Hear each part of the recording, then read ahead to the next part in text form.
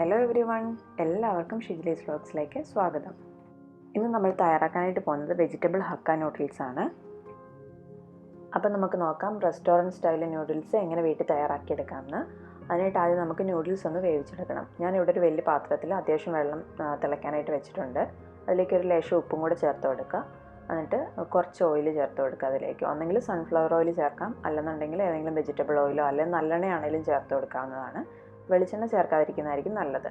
എന്നിട്ട് നമുക്ക് ഈ നൂഡിൽസ് തിളയ്ക്കുന്ന വെള്ളത്തിലേക്ക് ഇട്ട് കൊടുക്കാം. നല്ലപോലെ തിളയ്ക്കുന്ന വെള്ളത്തിലേക്കല്ല ഇട്ട് കൊടുത്തത്, അതുകൊണ്ട് തന്നെ പെട്ടെന്ന് അതൊന്ന് സോഫ്റ്റായിട്ട് കിട്ടും. അപ്പോൾ നമുക്ക് നന്നായിട്ടൊന്ന് മിക്സ് ചെയ്ത് കൊടുത്തിട്ട് നല്ലപോലെ ഒന്ന് വേവിച്ചെടുക്കാം.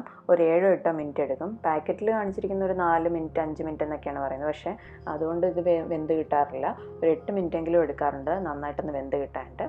നല്ലപോലെ വെന്താൽ മാത്രമേ കഴിക്കുമ്പോഴും നല്ല ടേസ്റ്റ് ഉണ്ടാകത്തുള്ളൂ. ഇപ്പോൾ ഒരു 8-9 മിനിറ്റ് കഴിഞ്ഞിട്ടുണ്ട്. നൂഡിൽസ് നന്നായിട്ട് വെന്തിട്ടുണ്ട്. ഇനി ഇതിൻ്റെ വെള്ളമൊക്കെ കളഞ്ഞിട്ട് നമുക്കതൊന്ന് സ്ട്രെയിൻ ചെയ്തിട്ടെടുക്കാം. വെള്ളമൊക്കെ കളഞ്ഞെടുത്ത് വെച്ചതിൻ്റെ മുകളിലേക്ക് കുറച്ച് സാധാരണ വെള്ളം കൂടെ ഒഴിച്ചു കൊടുക്കാം. സാധാരണ പച്ചവെള്ളം ഒഴിച്ചു കൊടുത്താൽ മതി.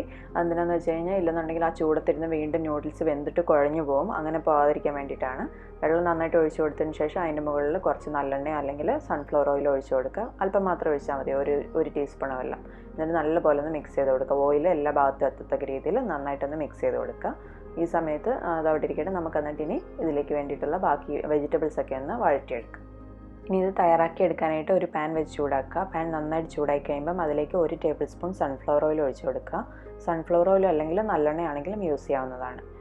പിന്നെ ഇതിലേക്ക് ഞാൻ ഇവിടെ എടുത്തിരിക്കുന്ന വെജിറ്റബിൾസ് എന്ന് പറയുന്നത് ക്യാബേജും ക്യാരറ്റും പിന്നെ കുറച്ച് സെലറിയും ക്യാപ്സിക്കവും നല്ലപോലെ നീളത്തിൽ കട്ട് ചെയ്തിട്ടാണ് എടുത്തിരിക്കുന്നത്. അധികം കട്ടിയില്ലാതെ നീളത്തിൽ കട്ട് ചെയ്തിട്ടെടുക്കുക.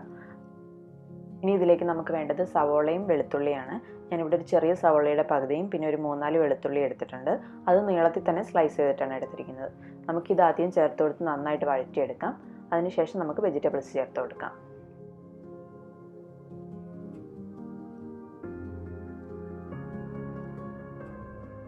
ഇപ്പോൾ സവോളയുടെയും വെളുത്തുള്ളിയുടെയും കളറൊക്കെ മാറി നന്നായിട്ട് മൂത്ത് വന്നിട്ടുണ്ട്. ഇനി നമുക്കിതിലേക്ക് വെജിറ്റബിൾസ് ആഡ് ചെയ്യാം.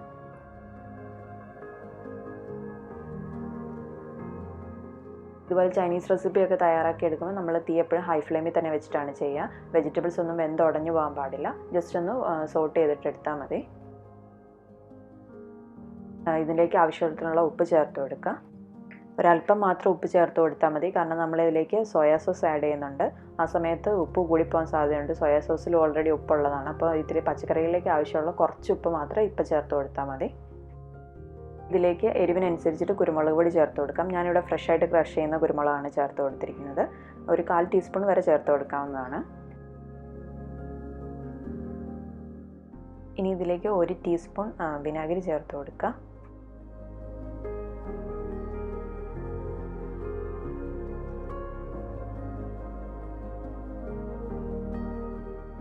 ഇനി ഇതിലേക്ക് 2 ടേബിൾ സ്പൂൺ സോയാ സോസ് ചേർത്ത് കൊടുക്കുക.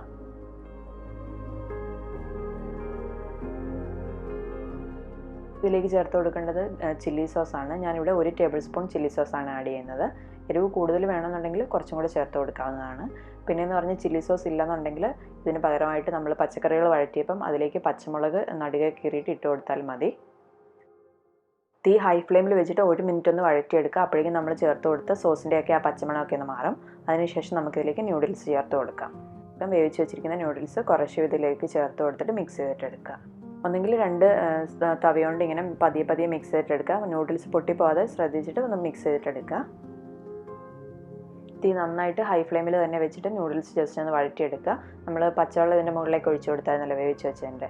അപ്പോൾ അതിൻ്റെ ആ പച്ചമണമൊക്കെ ഒന്ന് മാറി നൂഡിൽസ് ഒന്നുകൂടെ നന്നായിട്ട് ചൂടാകുന്നിടം വരെ നന്നായിട്ടൊന്ന് വഴറ്റി കൊടുക്കുക.